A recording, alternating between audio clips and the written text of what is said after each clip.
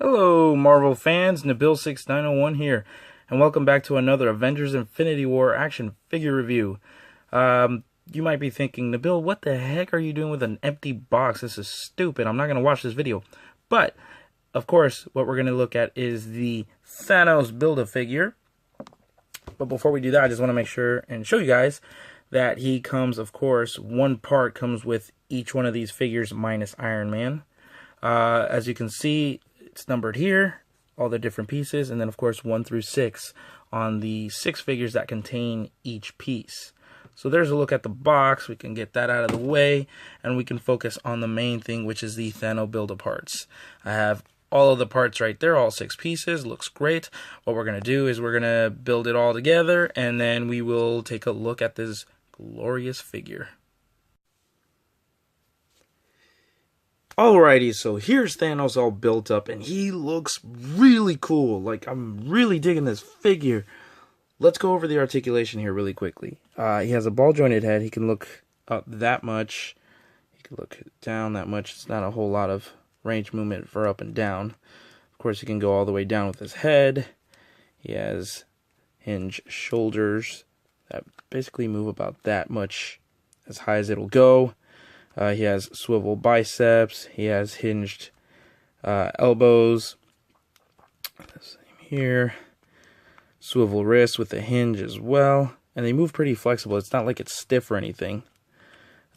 He has articulation right here at the upper torso, as well as the middle right here. Thankfully, because of this, it doesn't get in the way. You can lift it up a little bit, just enough to where, see, it can move nicely.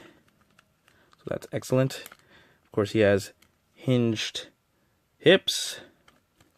He has swivel thighs. Double hinged knees. Right. Yep, okay, good. Double hinged knees. There we go. Those are a little stiff. Hinged ankles, and of course you've got your ankle pivot. So this guy in the articulation department is pretty darn good. I'm pretty happy with it. As far as details go, details are pretty nice. I wouldn't say they're excellent or they're out of this world, but it's nice. His skin tone seems more or less about right. In person, it's a light purple.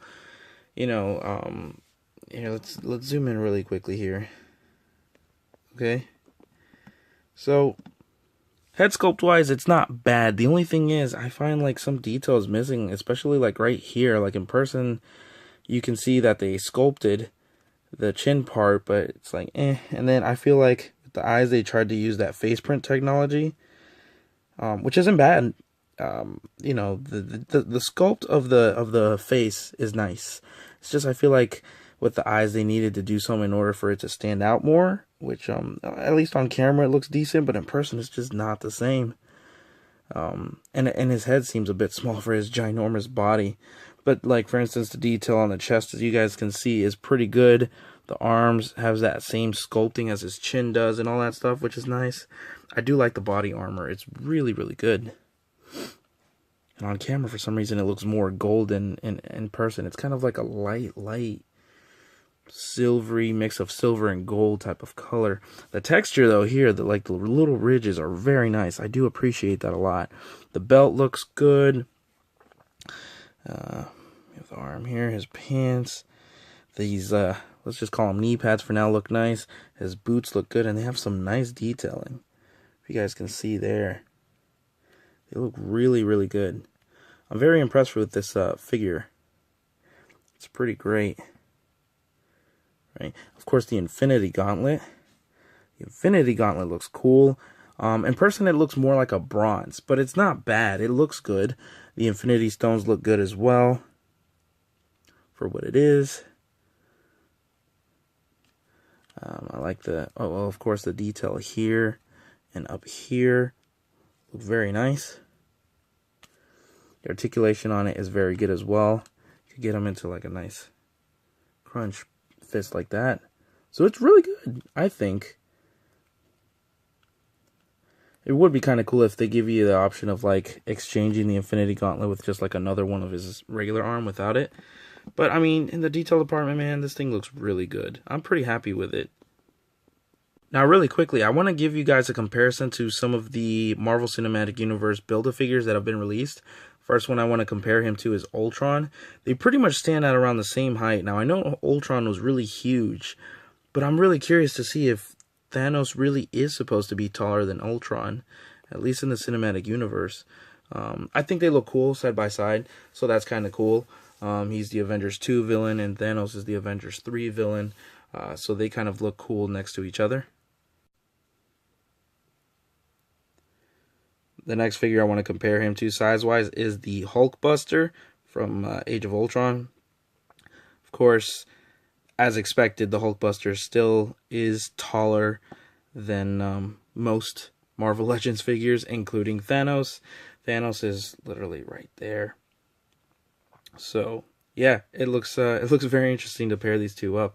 I'm kind of curious how the newer Hulkbuster, I guess if you want to call it the Hulkbuster Mark II, is going to look like in terms of size. Is it going to be the exact same size as this one, or is it going to be bigger? I'm really curious to see. And of course, I have to compare him to Giant Man, or Ant-Man as Giant Man. Of course, he is much more bigger than him. So the comparison is really cool. It's interesting to see all of these figures pairing up with one another in terms of height. It's just always interesting to see, and on the shelf, it's got to look that much cooler. And the last comparison that I will have here is with Proxima Midnight, one of his henchmen from the Black Order. Yeah, he's just barely taller than her, but tall enough, I think.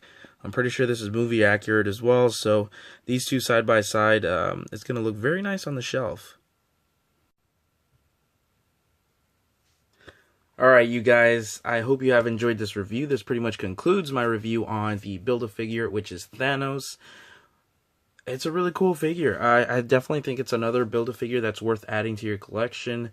You know, you could do like me, where it's like I got all of them, and then the figures that I don't want, you can use them as trade bait, or just sell them for a lot cheaper. You know, there's usually for the Build-A-Figures, I always like the Build-A-Figure itself, and you kind of have to make sacrifices for it. I definitely think it's worth picking up. It's a really cool figure. And I'm really happy to have in the collection. And obviously, you know, on your shelf or some sort of display, you can do something similar to this. I know a lot of you guys are out there a lot more talented at making fight scenes that are worth it. This I'm pretty happy with. And then these SH Figuarts stage displays, I just recently bought over the weekend, and I'm pretty happy with it. As you can see, I have like Falcon in midair flying for the first time, which I'm really happy about.